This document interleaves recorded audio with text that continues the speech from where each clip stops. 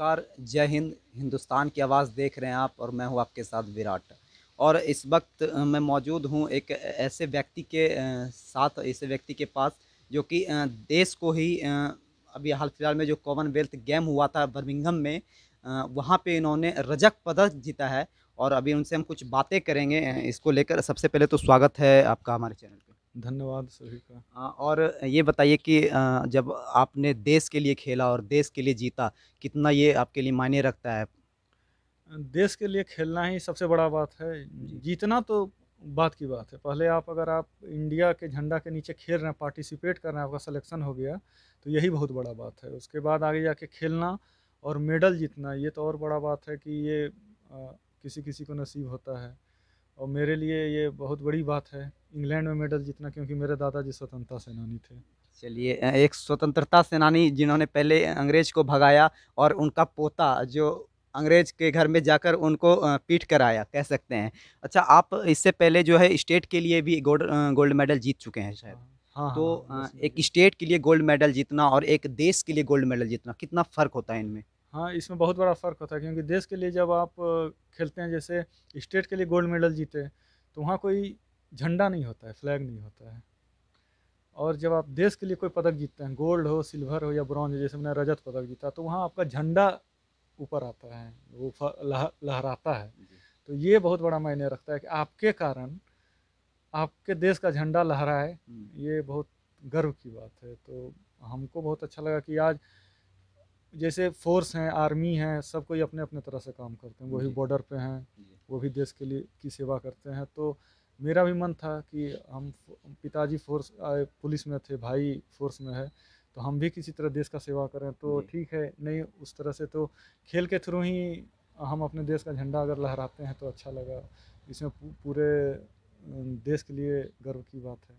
अच्छा, जैसे अभी के जनरेशन, जैसे अभी के युवाएँ हैं, जैसे अगर इस लाइन में जाना चाहते हैं तो वो ज़्यादातर क्रिकेट पे फ़ोकस करते हैं अभी, या फुटबॉल पे फ़ोकस करते हैं, या हॉकी, लेकिन आपने लॉन बॉल चुना। इसके पीछे क्या तर्ज था आपका, मतलब? हम पढ़ाई करने गए थे रांची, तो अभी तो क्रिकेट है या फुटबॉल है, हॉकी है या और भी जो भी गेम है, तो वहाँ थोड़ा टीम में जगह बनाना मुश्किल हो जाता है। बहुत स्ट्रगल है, बहुत चैलेंज है। जी। तो लॉन बॉल 2007 में इंडिया में इंट्रोड्यूस है। पहले से था, कलकत्ता तक सीमित था वो। जी। वो ब्रिटिश स्पोर्ट्स है, तो कलकत्ता में था लॉन बॉल, हुँ। लेकिन पूरी इंडिया नहीं जानती थी। वो 2007 में 33rd नेशनल गेम गुवाहाटी में इंट्रोड्यूस हुआ। हुँ। 2010 में कॉमनवेल्थ का होस्ट था इंडिया, दिल्ली में होना था, तो हुआ। हुँ। 2010 में कॉमनवेल्थ का होस्ट था इंडिया, दिल्ली में होना था, तो इसलिए टीम बनानी थी। तो उस समय लॉन बॉल नया था, जी।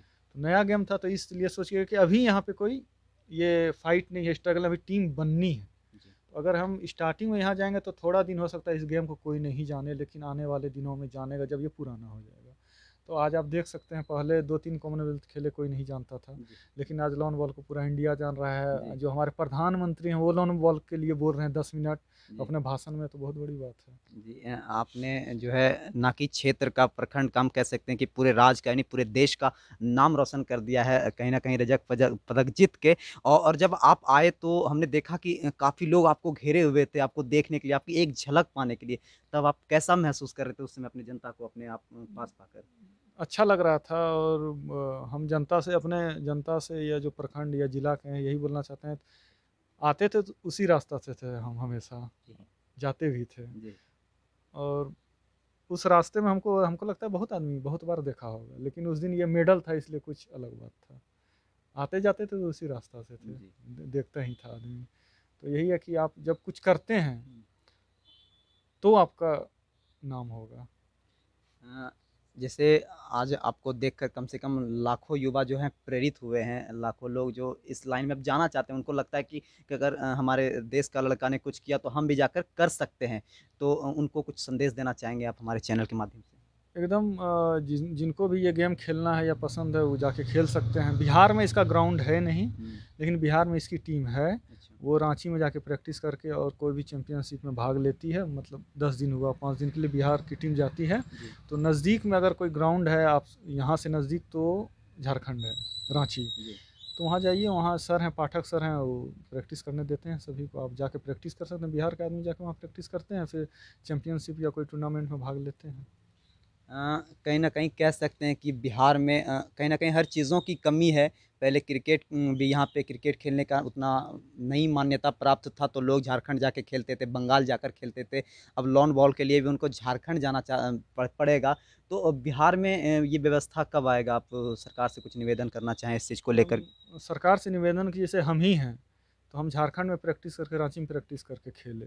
अगर यहाँ ग्राउंड रहता तो यहाँ पे प्रैक्टिस करते। तो सरकार से निवेदन है, सरकार तो करती ही है, कर ही रही है, बहुत क्षेत्र में कर रही है, तो इधर भी थोड़ा ध्यान दे। और अगर एक लॉन बॉल का ग्राउंड पूरे बिहार में कहीं भी बना दे, नहीं आपको किसी पटना में ही बना दीजिए आप, जी। कहीं भी बना दीजिए, एक ग्राउंड बना दीजिए जो कि बिहार का प्लेयर को बाहर नहीं जाना पड़े, पलायन नहीं हो, पलायन बना दीजिए जो कि बिहार का प्लेयर को बाहर नहीं जाना पड़े, पलायन नहीं हो, पलायन को रोकिए।